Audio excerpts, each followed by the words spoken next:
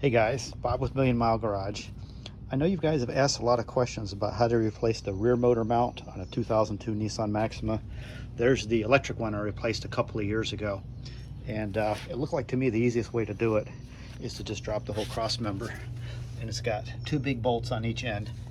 So you got four big bolts to hold it in. Disconnect the harness for the electric one in the front here. And then you have to remove the splash shields in the front to gain access to the main through bolt.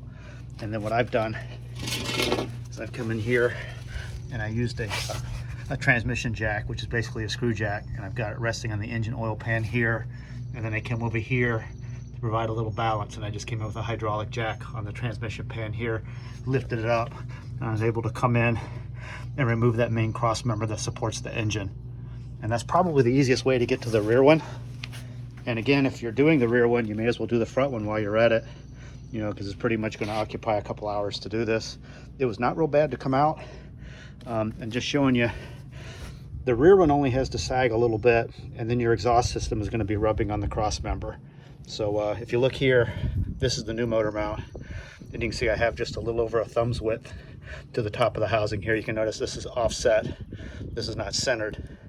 And you look here at the worn out one here, going from here to here, you can see I have about 2 thumbs width there. This is settled that much, and that's all it takes.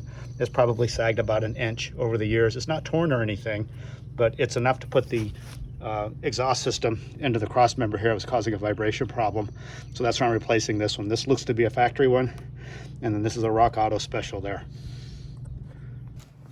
Hey, just one more thing I ran across. I'm not 100% sure, but I can see how this bracket is curved and this one isn't. I wonder if this may have struck something and then it bent this, because this came out really hard. So I'm thinking I need to straighten this to fit the new one. I think this probably got bent at some point, so these two are definitely not the same.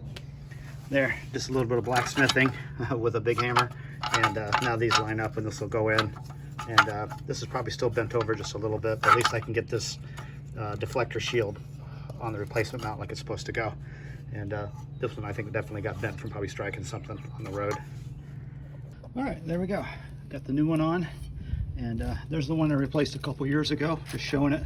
This one was torn, and so that's what it looked like if you replaced both of them at the same time. And this is ready to go back into the car. And these are really for vibration dampening, I think is why they're there. Either that or some kind of grease cover. But I replaced these back in the same position they were in as well. These aren't supplied with the kit, so you just reuse the old ones. Hey, just showing you guys, I've got this cross member back in loosely. You can see it's just loosely in the vehicle.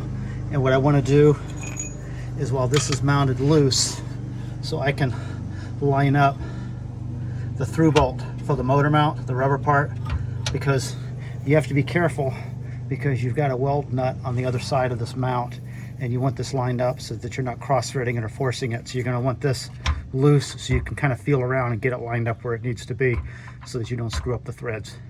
And then you can tighten this stuff down after you get each one of these in, the front one and the rear one. Hey, just showing you guys, I got the fastener lined up in the hole on the rear motor mount first, and I got everything loose. All the fasteners are still loose back here and in the front, and I'm doing the rear one first because you have to kind of go in blind and you kind of have to get a feel for it, but I can feel that it's threaded in, so it's going in. I'm just using a ratcheting wrench here, and I'll get this in. It's going to take a few minutes. Hey, and since I went ahead and got the back one started, I'm just going to show you here.